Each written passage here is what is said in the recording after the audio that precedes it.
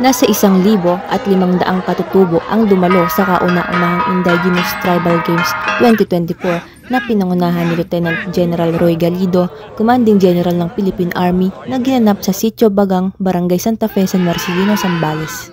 Ang nasabing aktibidad na may temang mga katutubo at katutubong dunong, pahalagahan, pangalagaan at parangalan ay inorganisa ng lokal na pamahalaan ng Zambales, katuwang ang kasundaluhan ng 69th Infantry Cougar Battalion, 7th Civil Military Guapo Battalion, 306th Community Defense Center at iba't ibang partner stakeholders.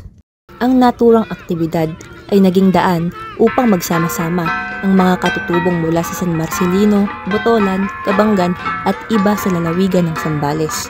Ibinida ng mga kalahok sa naturang tribal games ang mga tradisyonal na kasanayan kagaya ng pagpana, paggamit ng sibat at sumpit at maging ang lakas ng kanilang katawan.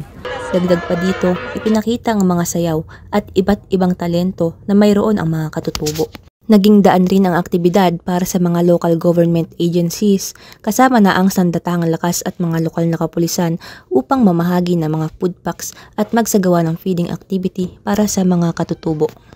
Itong tribal games na to ay isang aktibidad na pinapakita natin at pinapangalagaan ang kultura ng ating mga katutubo. Pinapalagaan natin at binibigyan ng importansya.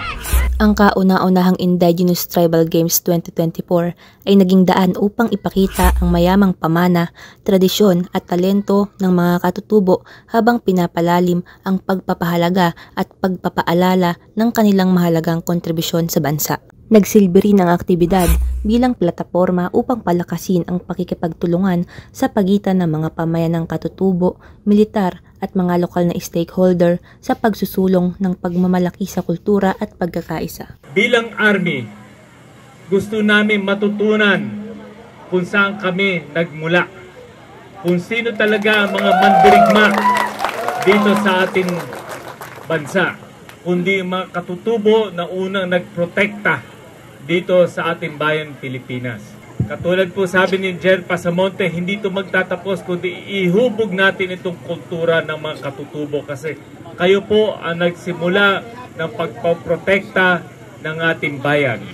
Lubos ang suporta ng bawat isang kasundaluhan upang maipakilala ang mahalagang papel ng mayamang kultura ng mga katutubo bilang pundasyon ng pagkakakilanlan ng mga Pilipino. Kaya naman patuloy ang kasundaluhan upang maging daan upang lalo pang maipakita sa mga susunod na henerasyon ang kultura nating kinagisnan at pamana ng ating mga katutubo. Mula dito sa San Marcelino, Zambales, ako si Justin Ann Audencial, ang inyong kaugnay.